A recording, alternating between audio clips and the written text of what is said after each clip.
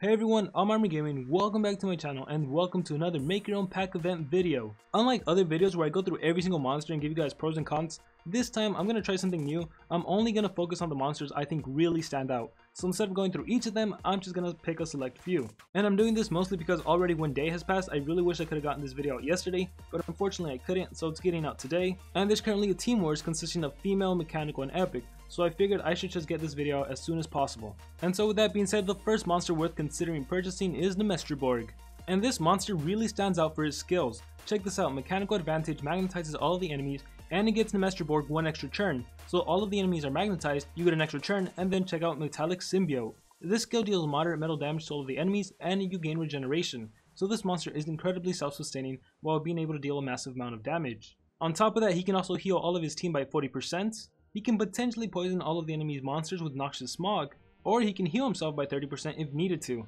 The Mestra Borg is a fantastic monster that can be used as an attacker, or a supportive monster, a healer, and he's one monster you definitely want to think about purchasing. The other epic monster worth purchasing, and the one I'm actually going to recommend, is Joppers. First off, Joppers is fantastic because she's immune to stun, and thus she'll especially stand out in team wars involving earth monsters as well as some team wars involving dark monsters or metal monsters. But it's because of her skills that I'm recommending Joppers first. Check out this skill, it's an AoE stun, an epic monster with an AoE stun, and on top of that she also has a single possession skill.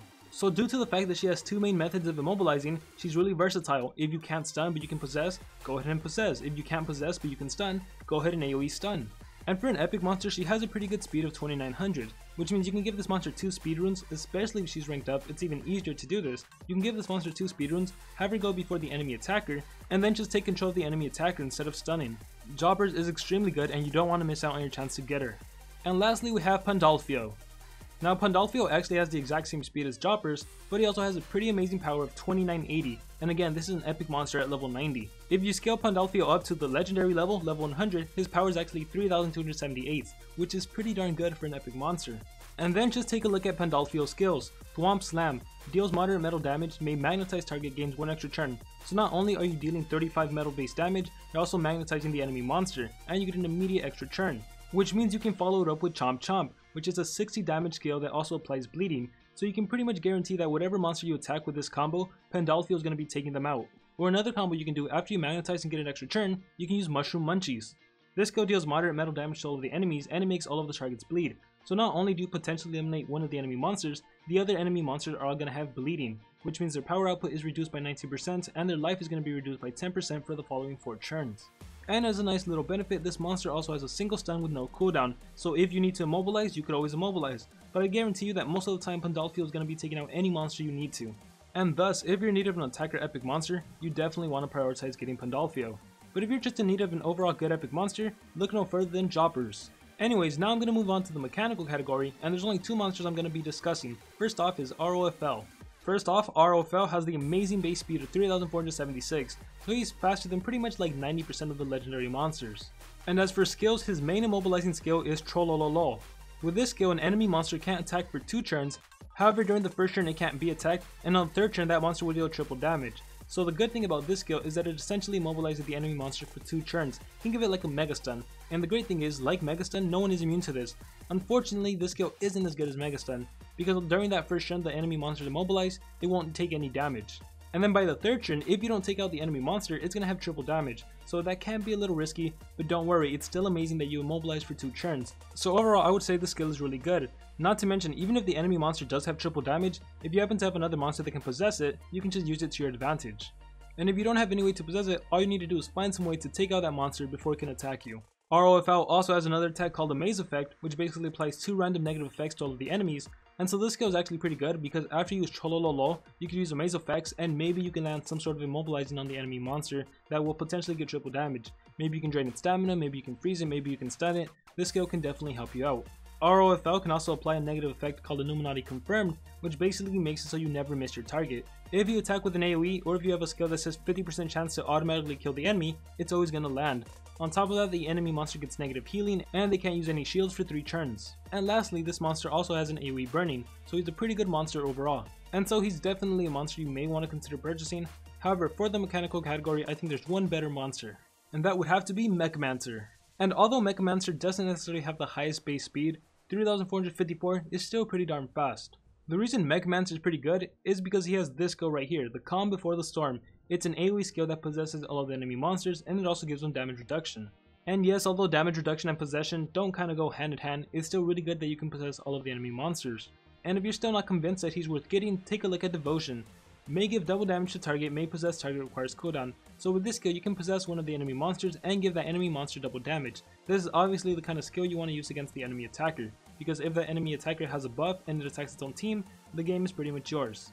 And so yeah, if you're looking for a mechanical monster to purchase, you definitely want to go with Mechamancer. And with the mechanical category out of the way, we can move on to the female category. And we're going to start things off with Queen Luthien. Queen Luthien has always been a pretty amazing light monster, and quite possibly now with the future wars we might be getting, she might be even better. Especially if we start having team wars with the different library books in conjunction with common monsters, and I'll explain why that is in a little bit. But first of all, I want to start off by saying that she has the amazing speed like our Pfio of 3476, so she can pretty much go before any other deny monster. And the reason I'm really praising Queen Luthien is because of this skill, Imperial Light Shield. Allies take no damage from all elements except light for one turn, requires cooldown. So this skill gives your whole team light blocker, and with light blocker you will take no damage except from anything involving a light attack, which basically means that if you wanted to for this current team war, you could run an epic monster that's level 4 and apply light blocker, and if the enemy isn't using any light monster, well guess what, they're not going to be able to take out your level 4 epic monster, and most likely the enemy's single attacks are going to be directed towards your epic monster, because it's such a low level and the AI probably thinks they can take it out. And it's essentially very similar with what people do with Timerion and common monsters. If it's ever a team wars involving metal and common, all you have to do is use Timerion, use Spacetime, and your common is pretty much going to survive for the whole game.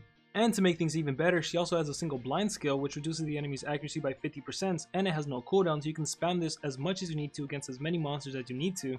And she also has a single stun skill, also with no cooldown, so you can use this skill as many times as you need to. And she has this pretty nice buff that gives a monster double damage, gives them a medium shield, heals their life by 35%. However, the negative side to this skill is that it applies Curse Countdown, which basically your ally will die in 2 turns. Now if Queen Luthien does this to herself, she isn't going to die. And if she applies that buff to any monster that has the immunity to instant death, then you don't need to worry about Reaper Countdown. Not to mention that's also a skill you can kind of use as a last resort. Maybe you need your attacker just to finish off the enemy monster and it doesn't have enough damage, well you just buff that monster and hopefully the next attack lands. And so if you're in need of a female monster that's also a really good light monster and might be a really top tier monster moving forward, you definitely want to get Queen Luthien. After Queen Luthien we have Incognita, who I absolutely love and adore. I use this monster on my PvP team all the time, however for the purpose of this video I'm not going to spend time talking about her because I think there's another monster worth purchasing. I'm not saying Incognita is bad, I'm just saying for the purpose of this video, considering what other monsters you can buy, I wouldn't recommend Incognita. And anyway, the number 1 female monster worth purchasing is Shonar.